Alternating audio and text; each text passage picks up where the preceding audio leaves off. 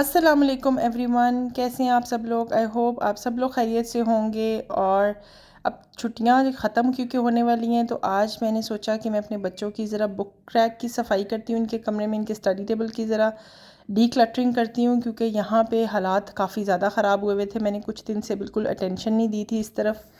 और book shelf के साथ एमल का टॉय रैक पड़ा हुआ था, तो यहाँ पे किताबें और खिलौने सब मिक्स अप हुए हुए थे। आज मैंने सोचा कि मैं इस एरिया की सारी डी क्लटरिंग करूँ, ऑर्गेनाइज़ करूँ इसको वापस।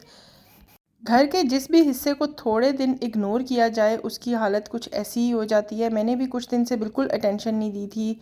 एमल जो भी टॉय निकालती है वो इधर उधर फेंक देती है, और मेरी जो हाउस हेल्प है या वो उठा के रैक में वापस ऐसे ही रख देती हैं, या बच्चे ऐसे ही रख देते हैं। उसको एग्जैक्ट जगह पे कोई भी सेट करके नहीं रखता। इसी तरह बुक्स का भी कुछ यही हाल था कि बुक्स की भी डी क्लटरिंग होने वाली थी। कुछ बुक्स जो थी वो यूज़ में नहीं थी, इसलिए आज मैंने बच्चों को अपने साथ इन्वॉल्व किया और उनको मैंने अपने साथ हेल्प के लिए बुलाया कि वो अपनी अपनी चीज़ें ख़ुद चेक करें, क्या चीज़ उनके यूज़ में नहीं है और क्या चीज़ उनको नहीं चाहिए, ताकि हम उसको निकालें यहाँ से और बाकी चीज़ों को सेट करके रखें। एमल के टॉय रैक का कुछ ये हाल था कि इसके अंदर भी बच्चों ने बुक्स अपनी सारी रखी हुई थी। बुक्स ठीक करते हुए एक डब्बे में से मुझे पेंट मिले, जो कि एक्रेलिक पेंट्स थे, जो बिल्कुल ड्राई हो चुके थे क्योंकि बच्चों ने उनको खुला छोड़ दिया हुआ था। वो मैंने बच्चों से फेंकने को कहा। साथ साथ मैंने बुक्स को उनकी सही जगह पर रखा। और ये कुछ सर्टिफिकेट्स जो अमीमा बहुत दिनों से ढूंढ रही थी, वो भी इन्हीं बुक्स में ही पड़े हुए मुझे मिल गए थे। दोनों बच्चों को मैंने बिठाया और उनको मैंने ये मार्कर कलर्स चेक करने को कहा कि जो सही हैं, ताकि वो हम रखें और बाकी सब एक्स्ट्रा जो हैं वो फेंके जाएं, डी क्लटरिंग हो और टेबल कुछ साफ़ हालत में आए वापस। मैं जब भी बच्चों की बुक रैक्स या टॉय शेल्फ्स या जो भी काम करती हूँ, मैं अपने बच्चों को ज़रूर साथ इन्वॉल्व करती हूँ। एमल जो थी वो साथ बैठी हुई मज़े से अपने टॉयज़ के साथ खेल रही थी। दोनों ने मार्कर्स चेक किए, अमीमा अयान ने, और उसके बाद जो एक्स्ट्रा मार्कर्स थे हाँ जो ख़राब हो रहे थे, ड्राई हो रहे थे, वो हमने फेंके। जो कलर्स ख़राब हो चुके थे वो हमने फेंके। और ये एक बॉक्स है जिसमें हम सारे एक्स्ट्रा कलर पेंसिल्स रखते हैं। इससे ये होता है कि जब भी आप कुछ काम करने लगते हैं तो ये बॉक्स घर में बहुत हेल्प करता है, आपको बैग से कलर्स बच्चों के नहीं निकालने पड़ते। अयान को मैंने ये वाले जो मैग्नेटिक ब्लॉक्स थे, ये मैंने अयान से कहा कि इस बॉक्स में डाल के रखे और ये एमल की रेंज से दूर रखे, बिकॉज़ इसमें छोटे छोटे से सिल्वर मैग्नेटिक बॉल्स थे जो कि एमल के लिए बहुत डेंजरस हैं। इसलिए इस बॉक्स को मैंने बिल्कुल अलग करके रख लिया सबसे पहले। अयान ने मेरी बहुत ज़्यादा हेल्प की इन सारी चीज़ों को वापस ऑर्गेनाइज़ करने में। अयान को मैंने बास्केट्स दी, उसने सारे ब्लॉक्स को अलग किया। Ayaan is always very helpful in such kind of things. Ayaan जो है वो हर वक्त, उसको मैं जब भी कोई काम बोलती हूँ हेल्प करने का, he is always ready to do it. ये सब ब्लॉक्स जो हैं मिक्स हुए हुए थे, सब चीज़ें मिक्स अप हुई हुई थी और बास्केट्स बिल्कुल खाली पड़ी हुई थी। ये करने के बाद कुछ स्लाइम्स मैंने छुपाई हुई थी बच्चों से, बिकॉज़ आई हेट स्लाइम। ये जिस कपड़े पे लग जाती है वहाँ से अपना इतना अजीब सा दाग छोड़ती है और उस कपड़े का टेक्सचर सारा ख़राब हो जाता है। ये स्लाइम्स मैंने छुपा के रखी हुई थी और अब मैंने यहाँ से कहा कि इनको भी एक बॉक्स में डाल दे, इससे पहले कि एमल की नज़र पड़ जाए और वो इनको खोल दे। छोटे छोटी सी चीज़ों का इतना ज़्यादा मेस क्रिएट हो जाता है ना, अगर उनको अपनी जगह पे ना रखा जाए। ये कार्ड्स भी इसी तरह पूरे घर में बिखरे पड़े थे, जो मुझे जब जब जो दो दो तीन तीन कार्ड्स मुझे कहीं मिलते थे तो मैं इस बास्केट में डालती जा रही थी। आज मैंने यान से कहा कि इनको वापस सेट करके रखे, अदरवाइज़ मैं इन सबको अब गिरा दूँगी, क्योंकि कोई इन कार्ड्स को नहीं संभाल रहा था। कभी ये मुझे कहीं पे मिलते थे, कभी ये मुझे कहीं पे मिलते थे। इसलिए फ़ाइनली आज इनको भी अयान ने संभाल लिया। उसके बाद बास्केट्स को मैंने एक जगह पे यहाँ पे सेट करके रख दिया। अब जब तक एमल की नज़र से ये छुपी रहेंगी, लाइक उसको पता नहीं है कि इनके अंदर क्या है, तब तक तो ये संभाले रहेंगे सब चीज़ें।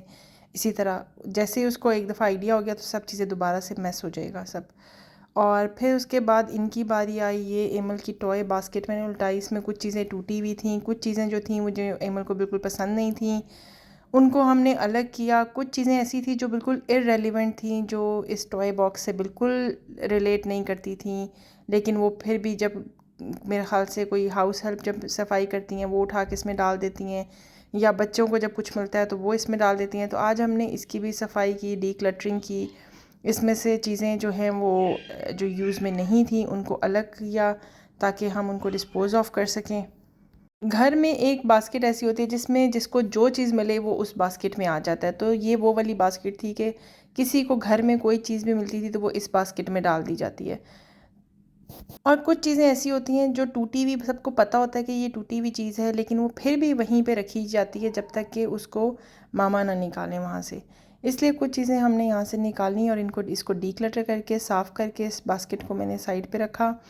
ये एक बास्केट जिसमें मैंने वेजिटेबल्स रखी थी, ये एमल को बहुत पसंद है, वो इनको वापस ज्वाइन करती है तो बड़ी खुश होती है और काफ़ी देर इस एक्टिविटी में बिज़ी रहती है, इसलिए इसको मैंने सामने ही बास्केट में डाल दिया इन वेजिटेबल्स को।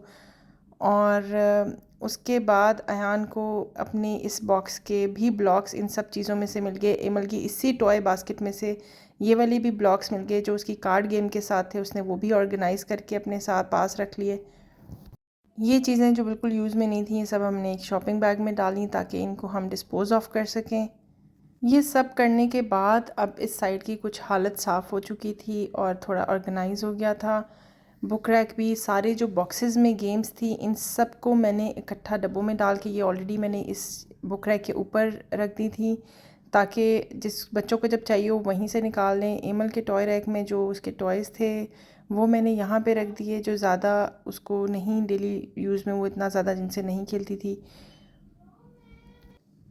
अगला मेरा जो टास्क था वो ये एमल के स्टफ़ टॉयज़ का था। इनको मैंने निकाला, इन सब को मैंने जो लॉन्ड्री में डालने की ज़रूरत थी उन सब को मैंने लॉन्ड्री में डाला ताकि उन सबको एक दफ़ा धुलवा सकें। कुछ ऐसे थे जो बहुत ज़्यादा मुझे लग रहा था कि इनको एक दफ़ा वॉश करवाने की ज़रूरत है। एमल इनको अपने फ्रेंड्स की तरह ट्रीट करती है, कभी इनको कहीं अपने साथ ड्रैग करती है, कभी कहीं करती है अपने पीछे पीछे, चाहे किचन में, चाहे बेडरूम में, चाहे लाउंज में। इसलिए हर थोड़े दिन बाद मैं इनको वॉश करवा देती हूँ एक दफ़ा ताकि ये नीट एंड क्लीन हो जाएं। अयान ने मेरी इतनी ज़्यादा हेल्प की थी, इसलिए एज़ अ रिवॉर्ड अब अयान को ब्राउनीज़ खानी थी और उसको मेरे साथ ये ख़ुद बनानी थी, इसलिए मैंने और अयान ने मिलके ब्राउनीज़ बनाई। उसके लिए मैंने ये सारी चीज़ें निकाल के पहले ही रख ली। अयान को मैंने सारी चीज़ों का बता दिया कि ये कोको पाउडर है, ये शुगर है, ये बटर है, ये सब चीज़ें हैं। अब मैं उसको बताती जा रही थी और उसने ये चीज़ें ऐड की और मिक्सअप की। उसको बहुत अच्छा लगा क्योंकि he love doing these things with me. Dry ingredients पहले अयान ने मिक्स किए, इसके बाद हमने बटर मेल्ट किया और साथ साथ मैं और अयान बहुत बातें कर रहे थे। मुझे लगता है कि बच्चों के साथ टाइम स्पेंड करना भी एक थेरेपी है, आपकी सारी थकन दूर हो जाती है। कहने को बहुत छोटी छोटी सी ये चीज़ें होती हैं, लेकिन बच्चों के साथ आप जब करते हैं ये चीज़ें तो आपको भी खुशी देती हैं और आपके बच्चों को भी बहुत खुशी देती है। सेंस ऑफ रिस्पॉन्सिबिलिटी भी उनमें इस तरह पैदा होता है। कहने को ये बहुत एक सिंपल ब्राउनीज़ थी, but Ayaan was very happy कि आज उसने ब्राउनीज़ ख़ुद बनाई, ख़ुद सब कुछ किया और he was very happy and excited कि आज मैं ये बाबा को ख़ुद सर्व करूँगा। सब कुछ मिक्स करके हमने बेक की ब्राउनीज़ और they turned out to be perfect. इसी तरह छोटे छोटे कामों में वक्त गुजरने का पता ही नहीं चला और शाम हो गई थी। आई होप आपको आज की वीडियो अच्छी लगी होगी। अगर अच्छी लगी हो तो please do subscribe, share and like. अपना बहुत ख्याल रखिएगा। इंशाल्लाह नेक्स्ट वीडियो में मिलते हैं। अल्लाह हाफिज़।